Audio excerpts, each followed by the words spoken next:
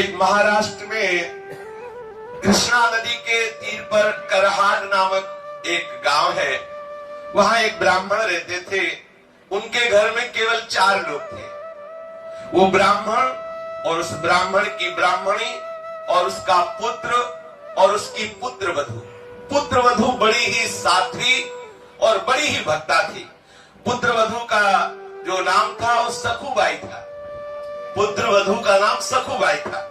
और जो सास थी और जो ससुर थे और जो पति थे, ये तीनों एक ही राशि के थे। दूसरे शब्दों में धुंधकारी थे। जितना उपद्रव करे उतना ही कम। और पूर्ण सती साध्वी सखुबाई बचपन से संत महात्माओं का संग करके निरंतर श्री कृष्ण के चिंतन में तन्मय रहने वाली। अब प्रारब्ध होता है, भगवान की ऐसी लीला होती है जैसे गाय जो है कसाई के चक्कर में फंस जाए। ऐसे वो साध्वी सखुबाई का ब्याह ऐसे परिवार में हुआ जहां ससुर भी दुष्ट स्वभाव वाला और सास जब तक सखुबाई के 2-4 थप्पड़ लगा के बाल खींच के सैकड़ों गालियां ना दे दे तो उसको राजभोग पचता नहीं था। और रात्रि में जब तक पैर दबवा के 2-4 गालियां दे के 1-2 लात न जमा दे तब तक सहन नहीं होता था। ऐसा उसका स्वभाव था। देखो, ये भक्त का जीवन है। लेकिन कभी सखुबाई ने कभी किसी के पास जाके या पड़ोस में कभी किसी से नहीं बोला। अगर पति के सामने आंसू बहा के कुछ बोलने का अवसर भी मिले और अगर कभी एक बोले तो पति उल्टा और 4 थप्पड़ मारे, गालियां दे। क्योंकि जैसे माँ जैसे पिता वैसे ही वो बेटा। सखुबाई को बहुत कष्ट दिया जाता। लेकिन बलिहारी सखुबाई की भक्ति की कि एक क्षण के लिए भी कभी वो भगवत विस्मरण नहीं होने देती। ये देखो, और कभी ये नहीं कि सास से द्वेष करे, पति से द्वेष करे या ससुर से द्वेष करे, कभी ऐसा नहीं। जो उपासक प्रेम रस को प्राप्त करना चाहता है, भगवत साक्षात्कार करना चाहता है, इन भक्तों से शिक्षा ले। उसी घर में रह के और सब कार्य, ससुर स्नान करेगा तो पानी सखुबाई को भरना है, उसके कपड़े सखुबाई को धोने हैं, सास के कपड़े धोने हैं, पति के कपड़े धोने हैं, सबको भोजन बनाना, सबके बर्तन में, और बाद में जो जूठन बचे वो खाने को देना। और जब सखुबाई भगवत स्मरण करते हुए प्रसाद पावे तो सासू बैठ के जैसे लोरिया सुनाई जैसे गालियां सुनावे। सोचो कैसा जीवन उस महान भक्ता का, कितना क्लेश में जीवन, पर कभी कठोर वचन भी उसने सास से नहीं बोले। जो मान अपमान को, जो लाभ हानि को, जो जय पराजय को, सुख दुख को समान भाव से सहते हुए भगवत स्मरण करता है, भगवान उसके अधीन हो जाते हैं। ये भक्ति का स्वरूप थोड़ा समझना है हमें। यदि हम अनुकूलता को भक्ति समझेंगे तो हमें भागना पड़ेगा, हमें महाअमृत पद से वंचित होना पड़ेगा, हमें ऐसे महासौंदर्य सिंधु प्रभु के दर्शन का अधिकार प्राप्त नहीं होगा। हमें मान अपमान समान रूप से सहना है, लाभ हानि समान रूप से सहना है, सुख दुख समान रूप से सहना है। और हमें देखना है कि मान के समय या अपमान के समय कहीं भगवत विस्मरण तो नहीं हो रहा। लाभ के समय या हानि के समय, दुख के समय या सुख के समय कहीं हम प्यारे को अपने भूल तो नहीं रहे हैं।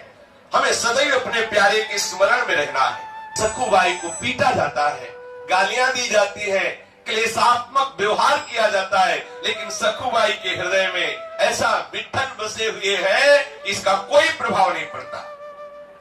वो अधिक दुष्टा अभिमानिनी कुटिला कठोर हृदया जो सास है, ऐसी परम भागवत परम दयालु श्री सखुबाई को प्रति क्षण क्लेश दे रही है। और तीनों एक से बढ़कर मनमानी क्लेश देते। शक्ति भर के जितनी ताकत है सखुबाई को सताते, उनको सताने में सुख मिलता। शरीर सूख रहा है सखुबाई का, फटे पुराने कपड़े पहनने को मिलते हैं, रूखा सूखा खाने को मिलता है, प्रतिक्षण डांट पिटाई, लेकिन हर समय श्री कृष्ण का चिंतन। यह है भक्ति का स्वरूप। और ऐसे ही भक्तों के जीवन में अद्भुत घटनाएं घटती है जिनका यश गान किया जाता है। प्रातः काल से लेकर रात को सबके सो जाने के बाद तक सखुबाई के लिए घर का काम पड़ा रहता। मशीन की भांति बिना विश्राम किए वो काम करती। सखुबाई का शरीर बहुत कृश होने लगा। बिना आलस्य के, बिना थकावट के, कष्ट सहते हुए भी सबको सुख पहुंचाना, सबकी सेवा में मगन रहना और श्याम सुंदर त्रिभुवन मोहन लालजू का अखंड ध्यान और जिह्वा से विठ्ठल विठ्ठल विठ्ठल, कृष्ण कृष्ण कृष्ण, गोविंद गोविंद, ये सदैव नाम उच्चारण होना। घर के काम काज को ऐसा नहीं कि बेमन करे, सुचारू पूर्वक जैसा होना चाहिए वैसा, और दिल में 10-20 बार सखू को उसके माँ और उसके पति गालियां देते, पीटते। ऐसा आश्चर्य की बात नहीं है। भागमती बाई के लिए भी आया है कि राजा उनके ऊपर बिस्तर लगा के सोता और कोड़ों से मारता। भागमती बाई जिनका यश गाया जाता है। ये भक्तों के जीवन में ऐसे विचित्र विचित्र लीलाएं आती है कि यदि ये साधारण भक्त सुने तो उनको भय लगे कि भक्ति में ऐसा भी होता है क्या। हम तो सुनते थे चकाचक आनंद 56 भोग प्रसाद पाओ, यहाँ तो कोड़ों का भोग लग रहा है, यहाँ तो बड़ा क्लेश लग रहा है। अरे ये उन चरम सीमा के भक्तों की बात है जिनका उदाहरण दिया जाता है। अगर बच्चा 5 किलो उठाता है तो पिता 2 कुंतल उठाने के लिए नहीं कहता। अपने लोग जितने लायक है उतने ही प्रभु हमारे साथ व्यवहार करेंगे। श्री सखूबाई अपने शील और स्वभाव को निरंतर प्रभु के चिंतन के अनुसार ऐसा शांत बनाए हुए थी कि चाहे कितना भी प्रतिकार हो, कभी वो सास से लौटकर जवाब नहीं दिया। सास के सामने वो कभी जवाब नहीं खोलती। पति के सामने 2 बूंद आंसू निकालने का अवसर उसके पास नहीं था, क्योंकि पति सास से भी ज्यादा कर्कश था। अधिक क्या, निर्दय हृदया पिशाचिनी वो सास सखू को पेट भर भोजन भी न देती। घर में अनेक पदार्थ उससे बनवाती, अच्छे अच्छे पदार्थ पाती और अपने लिए रख लेती आगे के लिए, लेकिन सखूबाई को वही रूखा सूखा बासी पवाती। पुत्र, माँ और ससुर तीनों भरपेट पाते, सखूबाई को भरपेट भोजन भी नहीं। इतना होने पर सखू अपने दारुण दुख को श्री भगवान की कृपा का अनुभव करते हुए आनंदित होकर के सहती। सखू की दशा पर गांव के स्त्री पुरुषों को बहुत तरस आता, पर किसी की हिम्मत नहीं होती कि कोई समझा सके। ब्राह्मणी के डर से कोई सखू से बात भी नहीं कर सकता था। सखूबाई मन ही मन भगवत कृपा का अनुभव करती हुई सोचती, कितने कृपालु है श्री कृष्ण। देखो ये भक्त का स्वभाव, कितने कृपालु है। यदि पति हमसे प्यार करता तो श्री कृष्ण के प्यार में बाधा पड़ जाती। यदि सास हमें प्यार करती, ससुर प्यार करते तो इनमें मन बंटता। सखूबाई एकांत होकर यही सोचती, कितने कृपालु श्री कृष्ण है कि हमें ऐसा परिवार दिया है कि मेरा मन केवल श्री कृष्ण में लगेगा, इनमें लगेगा ही नहीं। ये कितनी कृपा है। देखो भक्त हर परिस्थिति में आनंदित रहता है, कृपा का अनुभव करता है। यदि श्री कृष्ण की कृपा ना होती तो मैं मोहवश ससुर, सास और पति के मोह जाल में फंस जाती। कितनी कृपा हमारे प्रीतम हमारे ऊपर करते हैं। एक दिन किसी पड़ोसी ने अवसर पाकर भाग करके सखूबाई के पास जाके पूछा, बहन इतना कष्ट दिया जाता है और तू कोई उपाय नहीं करती, तेरे नैहर में कोई है नहीं क्या? तू इतना दुख भोगती है, क्या तेरे नैहर वाले कोई खबर, कोई ऐसा उपाय करके कि आपको ये कष्ट से बचा ले? कोई है नहीं, न कोई खबर लेने आता है, न कोई तुम्हारा सहयोग करता है। सखू ने मुस्कुराते हुए कहा, जानती हूँ मेरा नैहर कहाँ है? कहाँ है? पंढरपुर में। और मेरे नैहर वाले कौन जानते हो? विठ्ठल और रुक्मिणी जी। विठ्ठल और रुक्मिणी जी और सखी, उनके बहुत बड़ा परिवार है, असंख्य संतानें हैं। हमें लगता है कि वो असंख्य संतानों की व्यवस्था में भूले हुए हैं, इसीलिए मुझ गर्विणी की तरफ वो खोज खबर लेने नहीं आ पा रहे, पर उनकी बहुत कृपा है हमारे ऊपर। अब वो बेचारी पड़ोसनी क्या समझे कि किस दशा में, किस भाव में किनको बोल रही है। पंढरपुर महाराष्ट्र का एक प्रसिद्ध धाम है। यही आषाढ़ शुक्ला एकादशी को बड़ा भारी मेला लगता है। भगवान पंढरीनाथ श्री विठ्ठल के दर्शनार्थ लाखों नर नारी दूर दूर से भगवान नाम कीर्तन करते हुए, नृत्य करते हुए उत्साह पूर्वक पंढरपुर की यात्रा करते हैं। जब यात्रा का दिन आया, भक्तों की मंडलियां कीर्तन करते हुए पंढरपुर के लिए चारों ओर दल बना बना करके सब नाचते हुए जाने लगे। कोई मृदंग में, करताल में सुंदर भाव विभोर होकर के स्वर निकाल रहे, कोई झांझ बजा रहे, कोई नाम घोष कर रहे, कोई नाच रहे, कोई पैरों में घुंघरू बांध करके मतवाले होकर के ताल में ताल मिला रहे, श्री हरि के गुणगान, हरि के लीला चरित्रों का गान करते हुए भक्तों की मंडली को देख करके सखुबाई के हृदय का बांध टूट गया। विचार किया, क्या करूं, हमारे प्रीतम का ऐसा बड़ा उत्सव हो रहा है, उसमें जाकर के मैं मिल नहीं सकती, इतने यहाँ विरोध है। तो करहाड़ उसके गांव से बड़ी बड़ी मंडलियां जा रही थी। सखुबाई को पानी भरने के लिए कृष्णा नदी में जाना होता था। घड़ा लिया और कृष्णा नदी में जल भरने के बहाने निकली। प्रेमी भक्तों के संकीर्तन दल को देखकर सखु के हृदय में प्रेम उमड़ा और घड़ा वहीं रख दिया। पंढरपुर जाने की प्रबल इच्छा करके भक्तों की मंडली में गई। विचार किया कि अगर सास से पूछेंगे तो पिटाई ही होगी, सास ससुर पति कोई जाने तो देगा नहीं। घड़ा नदी के किनारे रख दिया और भक्तों की मंडली में चली गई। अब सखुबाई संत मंडली में जा रही, पड़ोसी ने देखा कुछ ऐसे होते हैं जलने वाले, वो बस कुछ लोग ऐसे होते हैं जिनका सीसी कैमरा केवल भक्तों के ऊपर होता है। कब छीका, कब पाया, कब बैठे, कब उठे, वो पूरा उनसे पूछ लीजिए। कब कौन सा दोष हुआ वो पूरा उनको पता होता है। ऐसे ही वहां भी थे। दौड़ के जाके सास से कहा, अरे देख तेरी बहू संतों के साथ मंडली में भाग गई, वो तो जा रही है।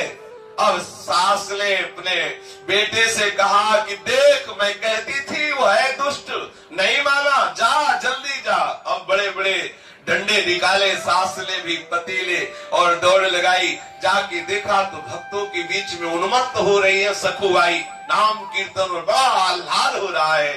अपने प्रीतम के दर्शन के लिए विशेष इच्छुक है। और जैसे जहरीली नागिन फुफकार मारते हुए जाए, वैसे ही लड़के के साथ वो सास वहां से भागती हुई आई।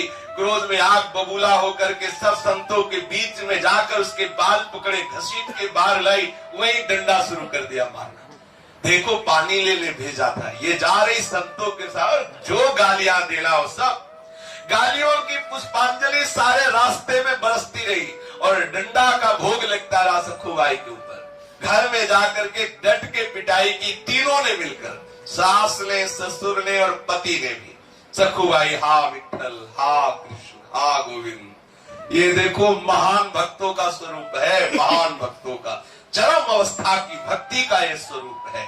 मीराबाई, करमेती बाई, जितने रत्नावती, जितने बड़े बड़े भक्ति स्वरूपाए सखियां हुई है और जो बड़े बड़े भक्त हुए हैं, इनके जीवन में भगवान ने ऐसी प्रतिकूलता की कृपा की वर्षा की जो साधारण सुनकर कांप जाए। अब सोचो, तीनों ने मिलकर डट के पीटा और सास कहती है, अरे अभी ये मामूली मार है, इससे मानने वाली नहीं, ऐसा पीटो कि ये चलने लायक न रहे, फिर भाग जाएगी, ये फिर पंढरपुर की यात्रा करेगी। और सुनो, अभी 2 सप्ताह है पंढरपुर की यात्रा की, इसको जकड़ करके खंभे में बांध दो, बिल्कुल 2 सप्ताह ना रोटी ना पानी, और रोज इसकी पिटाई करो, तब ये मानेगी।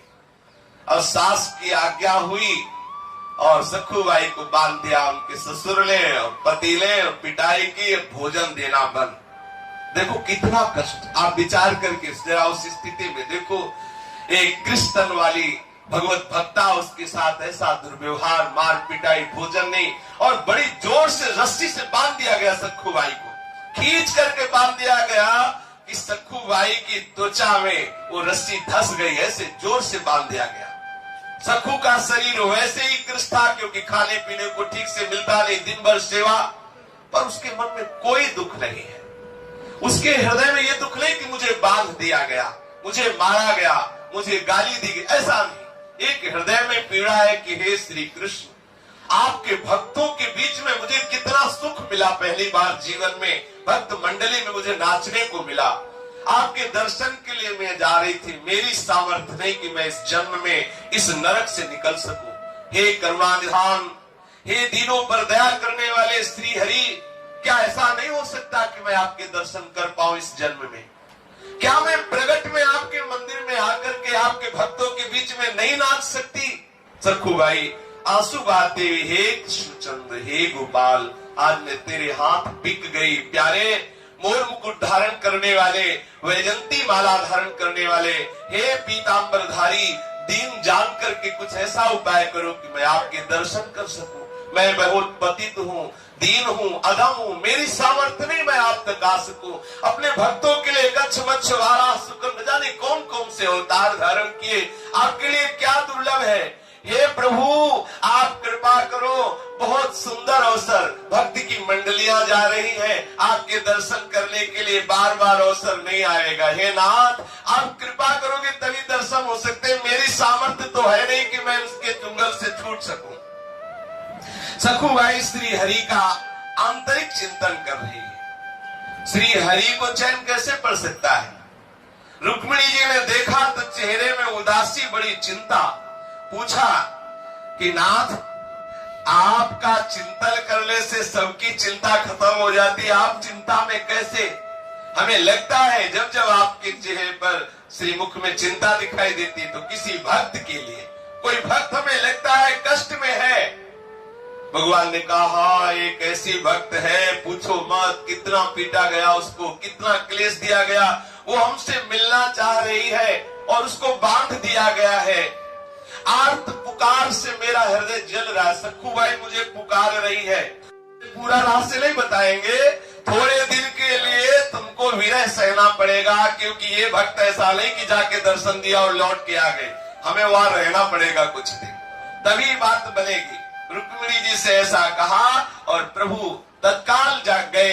सखुबाई के समीप जो बंधी हुई है रस्सी से, न भोजन दिया जा रहा है, ऊपर से गालियां दी जा रही, पिटाई की जा रही है। सोचो कितना कष्ट, आप विचार भी नहीं कर सकते कि कितना कष्ट होगा। ये है प्रेम का स्वरूप। आंखों से अश्रु और प्रभु के ध्यान में निमग्न। इतने में सामने से देखा एक सुंदर नवयुवती है और कह रही सखुबाई, सखुबाई तुमको पंढरपुर जाने की बहुत चाह थी। ये वही है जो अभी रुक्मिणी जी से बात करके आ रहे हैं। इनको रखने में कोई भी रूप क्या देर लगता है क्या। बहुत सुंदर नवयुवती का रूप रखा और बोले प्रभु सखुबाई मैंने सुना तुम पंढरपुर जाना चाहती हो, तो सुनो चलोगी हमारे साथ पंढरपुर। सखुबाई ने एकदम आंख खोली, देखा कि कोई प्यार से हमें बोले, यहाँ तो गालियां और डंडा चल रहे हैं। देखा और कहा सखी मुझ पापिनी के भाग्य में ऐसा कहा कि मैं भक्त मंडली के साथ पंढरपुर जाऊं। तुम देख तो रही हो मेरी दशा। स्त्री रूपी श्री ठाकुर जी ने कहा बाई तुम जानती नहीं हो, मैं तुम्हें बहुत समय से जानती हूँ, तुम हमारी बहुत प्रिय सखी हो, तुम भले हमें ना पहचानो, मैं जानती हूँ, तुम्हें बहुत जानती हूँ। उदास मत हो, जिसकी मैं सखी होती हूँ उसको कभी उदास मैं नहीं देख सकती। सखुबाई क्या समझे कि ये कौन से है, प्रभु कौन सा रूप धारण करने वाले है। देखो मैं तुम्हें छोड़ती हूँ और तुम भागो और जाओ मंडली के साथ। बोले हमारे सास भी पकड़ लेगी। बोले बिल्कुल नहीं, इसकी तो तुम चिंता ही मत करो। जल्दी जल्दी सखुबाई को जो ठाकुर जी युवती रूप में गए थे छोड़ दिया। सखुबाई को छोड़ा तो सखुबाई निकली और आप सखुबाई होकर रस्सी में बंध गए।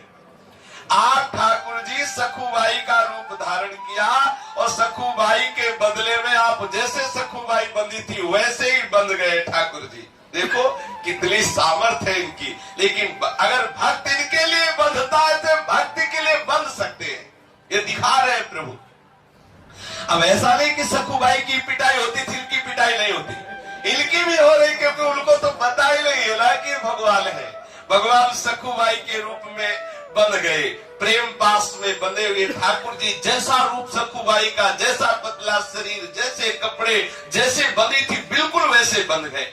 जिनका नाम स्मरण करने से माया का वो बंधन टूट जाता है, जो बड़े बड़े योगियों के लिए छोड़ना दुर्लभ है, वही सच्चिदानंद भगवान अपने भक्ति के लिए एक साधारण स्त्री की तरह बंध गए अपनी भक्ता सखुबाई के लिए। अब सखुबाई बड़े आनंदित होकर के भाग्यवान तो भक्तों की मंडलियां जा रही थी, भक्त मंडली में कीर्तन करते हुए वो श्री ठाकुर जी के दर्शन के लिए। सखुबाई बने जगन्नाथ, समस्त लोगों का पोषण करने वाले श्री विठ्ठल भगवान उसी में बने। अब निर्दयी सास आती है और जाएगी पंढरपुर, और 2-4 चाटे ठाकुर जी चुपचाप चाटे खा रहे हैं। सर्व सामर्थ, ये कोई न समझे कि ठाकुर जी के होकर के भक्त पीट रहे हैं तो भक्त के होकर प्रभु भी पीट रहे। देख लो सखुबाई की जगह ठाकुर जी बने, सास आती गालियां देती, थप्पड़ मारती है, ससुर आता है वो गालियां देती। अब आई लाइफ में कई दिन हो गए, भोजन नहीं मिला, पानी नहीं मिला, रोज पिटाई। अखिल लोक सामर्थशाली प्रभु पीट रहे लेकिन कुछ बोल नहीं रहे। सखुबाई की तरह प्रभु सुशीला वधू की तरह आंसू बहाते हैं। 15 दिन बीत गए बंधे बंधे, जहां रोज बाल भोग और राज भोग और शयन भोग, वहां कोई भोग नहीं, रोज डंडा और गालियां खा रहे हैं। सास ससुर का मन इतने पर भी नहीं पसीजा, परंतु सखुबाई के पति के मन में विचार आया कि पूरे 2 सप्ताह हो गए, एक बूंद जल नहीं, कोई भी एक कण अन्न नहीं दिया गया। कहीं ऐसा न हो कि मेरी पत्नी बंधे बंधे मर जाए तो हमको हमारा दोबारा ब्याह तो होगा नहीं, क्योंकि पूरा गांव नगर जानता है कि हम कितने सभ्य हैं। इसलिए सोच, अब वो सखुबाई के ऊपर दया लगी, अपनी गृहस्थी के लिए उसने सोचा कि अब सखुबाई को कुछ खिलाना पिलाना। हमें तो लगता है कि इनको राह ले गया तो पति के हृदय में प्रेरणा कर दी, यार इतने दिन हो गए, पानी भी नहीं मिला तो इसी बाले पिलाओ आके। अब उसका पति बहुत प्यार करके गया, और जो ठाकुर जी सखुबाई बने हुए बंधे थे, ठाकुर जी के समीप जाकर के उसने दुलार किया और सखु रूपी भगवान के मुख पे हाथ फिरता हुआ कह रहा, तुम्हें बहुत कष्ट दिया गया, बहुत क्रूरता तुम्हारे ऊपर की गई, सारे बंधन खोला और एकांत में ले जाकर बहुत प्यार किया, सुंदर जल पिलाया, भोजन पाया, और कह रहा है कि देखो अब मैं क्या करूं, मेरे माता पिता इतने, ये आज तो दया की बात आ रही ना, वो इन्हीं के लिए यार सखुबाई के ऊपर कभी नहीं आई दया, ये तो ठाकुर जी लीला बिहारी है। ऐसा भवबंधन का नाश करने वाले अनंत आनंद के समुद्र ठाकुर जी ठीक एक पतिव्रता की तरह ही चेष्टा कर रहे सखुबाई के पति से। ऐसा नहीं कि कोई भगवत्ता प्रकट करे, जैसे जैसे वो प्यार दिखाए वैसे हाथ जोड़े, बिल्कुल जैसे सखुबाई वैसे नम्रता से। प्रभु ने सोचा कि यदि मैं जरा सी भी कोई चेष्टा बदलूंगा तो हमारे भक्ति में बाधा पड़ जाएगी। क्या जो सखुबाई हमारे प्रेम में मगन होकर जा रही है उसके प्रेम में बाधा हो जाएगी। इसलिए भक्त के जीवन में जो भक्ति का अद्भुत उन्माद है उसमें बाधा न पड़े। ठाकुर जी के वो गाल में हाथ फेर रहा है तो समस्त लोग चूड़ामणि प्रभु वैसे भी सह रहे, चुप है, पास है। अब वो कह रहा देखो हम तुमको खोल के लाए, हमारे पैर दाबो। तो सखुबाई बोले हुए ठाकुर जी धीरे धीरे उसके पैर दाब रहे। आप देख लो हमारे प्रभु का प्यार, देखो कितना प्यार करते हैं अपने जनों से। पग चापू और सेज बिछाऊं, नौकर बनूं हजाम, हाकू बैल बनो गडवारो, बिना तनख्वाह रथवान, यही तो मेरे मन में ठनी, भगत मेरे मुकुटमणि। पति की आज्ञा के अनुसार सखुबाई रूपी श्री भगवान ने स्नान किया, सुंदर रसोई बनाई और सास ससुर को पवाया। देख लो 56 भोग पाने वाले स्वयं रसोई में चूल्हा फूक रहे, भोजन बना रहे, सास ससुर को बैठा के पवाया और पति को भी पवाया। तीनों आज बहुत प्यार उदय हो रहा है भोजन पाने के बाद। और अपनी बहू की तरफ सास भी बड़ी प्यार दृष्टि से पहली बार देखा, क्योंकि अब ठाकुर जी के हाथ का बना हुआ गया है तो प्रभाव तो पड़ेगा ही। और पति ने जो प्यार की दृष्टि से देखा वैसा प्यार तो कभी सखुबाई को नहीं मिला। माता पिता और पुत्र सराहना कर रहे कि बहू जीवन में ऐसा भोजन नहीं मिला जैसा आज तू बना के पवा रही। ठाकुर जी भी मुस्कुराते जा रहे हैं अंदर कि तुम्हें क्या पता कि तुम्हारी बहू कौन बना हुआ है। ठाकुर जी पुत्र वधू के रूप में स्वयं अपने हाथ से सब पात्र माने, रसोई पवित्र की। और वो जो पति बने हुए सखुबाई के हैं उन्होंने सखुबाई को आज बहुत प्यार किया। अब जैसे पत्नी को प्यार करते वैसे कि अब यहाँ कोई रास विलास वाली बात तो है नहीं, घर गृहस्थी की बात है। ठाकुर जी बिल्कुल एक साथी पत्नी की देख लो क्या कर सकते हो अपने भक्ति के लिए, क्या नहीं कर सकते। दोनों बातों पर विचार करके देखो कितने महान होते हुए आप चाहते तो अपना ऐश्वर्य प्रकट कर सकते थे, लेकिन नहीं, पैर दाब रहे, बर्तन मांज रहे, रसोई बना रहे, पवा रहे, जैसा पति आज्ञा करता वैसा सेवा कर रहे। बर्तन मांजना, चौका देना, सास के पैर दबाना, सारे कार्य बड़ी चतुरता पूर्वक चतुर चूड़ामणि श्री ठाकुर जी महाराज कर रहे हैं। जो स्त्री पुरुष समस्त चराचर जगत के स्वामी हैं, जो भी संसार देख रहे हैं, इसके रचयिता, इसके पालन करने वाले, इसको लय करने वाले अनंत सामर्थ्यशाली प्रभु है। एक साधारण बहू की तरह वो सखुबाई के रूप में सेवा कर रहे हैं। सखु रूपी भगवान अपनी सेवा और सुंदर व्यवहार से पति, सास, ससुर तीनों के स्वभाव को बदल दिया। तीनों बहुत प्यार करने लगे सखुबाई रूप श्री भगवान से। अब तो बड़ा घर में आनंद है, विलक्षण परिवर्तन उस घर में। पड़ोसी देखते हैं कि अब तो कोई मारपीट नहीं, कोई कोलाहल नहीं, बड़ा शांति। सोचा कि भगवान की कृपा हो गई। और उधर सखुबाई पंढरपुर पहुंच करके नाम कीर्तन करते हुए उन्मत्त नाच रही है। प्रभु के प्रेम में वो इस बात को भूल गई कि हमारी जगह कोई और सखी बंधी हुई है। प्रभु ने तो यही कहा कि तुम दर्शन करके आ जाओ, तब तक हम बंधी हुई है। उनको सब भूल गया। गई पंढरपुर में दर्शन के, खूब नृत्य करके उन्मत्त होकर के आनंदित हो रही है।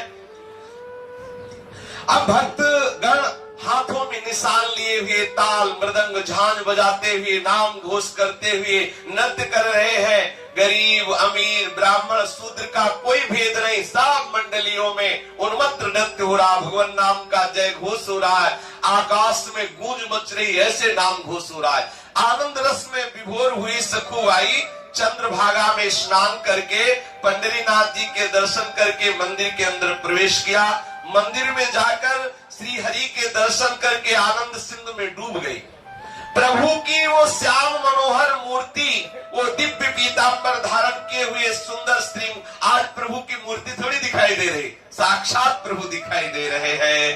कानों में दिव्य मकराक कुंडल, सुंदर अनंत कामों का भी जो सौंदर्य फीका कर देने वाला उनका लावण्य, वक्षा स्थल पर नवीन सुगंधित पुष्पमाला, तुलसी की माला धारण किए हुए और भ्रकुटी का संचालन करते हुए सखुबाई को मुग्ध कर रहे हैं। त्रिताप सदा के लिए जिनके नाम स्मरण करने से ही शांत हो जाता है, उनका रूप देख करके सखुबाई सुध बुध भूल गई। ऐसा मन लगा कि उसने प्रभु के सामने प्रतिज्ञा कर ली कि जब तक इस शरीर में प्राण रहेंगे मैं पंढरपुर की सीमा के बाहर नहीं जाऊंगी। और उधर ठाकुर जी बंधे हुए, जो छोड़ा था सखुबाई को, जो बंधे हुए थे, वो खोल करके वहां बहु रूप में चौका लीप रहे, बर्तन मांज रहे हैं, रसोई मनिया कर रहे हो। यहाँ सखुबाई ने प्रण कर लिया, जब तक शरीर में प्राण रहेंगे मैं पंढरपुर को नहीं छोड़ूंगी, सीमा के बाहर नहीं जाऊंगी। उसे क्या पता कि मेरे बदले में आप पंढरीनाथ ही वहां बंधे हुए हैं। प्रेम मुग्धा सखुबाई पांडुरंग के ध्यान में संलग्न हो गई। अंत में अष्ट सात्विक भाव में अंतिम भाव का उदय हुआ, जिसमें सखुबाई के प्राण इस शरीर को छोड़कर निकल गए। इतना रूप प्रभु का ऐसा है। अपने लोग कहते हैं दर्शन क्यों नहीं देते? अरे प्रभु की भक्ति करते करते, सहते सहते, अनुकूलता प्रतिकूलता सहते सहते, द्वंद्वों को सहते सहते हृदय इतना मजबूत हो जाता है, थोड़ा थोड़ा प्रेम विकार को सहने के लायक होता है। अगर इकट्ठे प्रभु का दर्शन हो जाए तो हृदय फट जाए। जैसा सुनते हैं कि सेवा कुंज में अगर कोई रात में रुके तो ऐसा हो जाता है, तो कोई आश्चर्य की बात नहीं, क्योंकि श्यामा श्याम के एकदम रूप को कोई देखे तो हृदय की गति रुक ही जाएगी। सखुबाई के सामने वो स्वरूप प्रकट हुआ कि सखुबाई विह्वल विकल हो गई और भगवान के सौंदर्य के दर्शन में इतना मुक्त हो गई कि उसके प्राण छूट गए। अब दैव संयोग से यात्रा करने को आए हुए करहार के निकटवर्ती किवल नामक गांव का एक ब्राह्मण उस मंडली में आया हुआ था।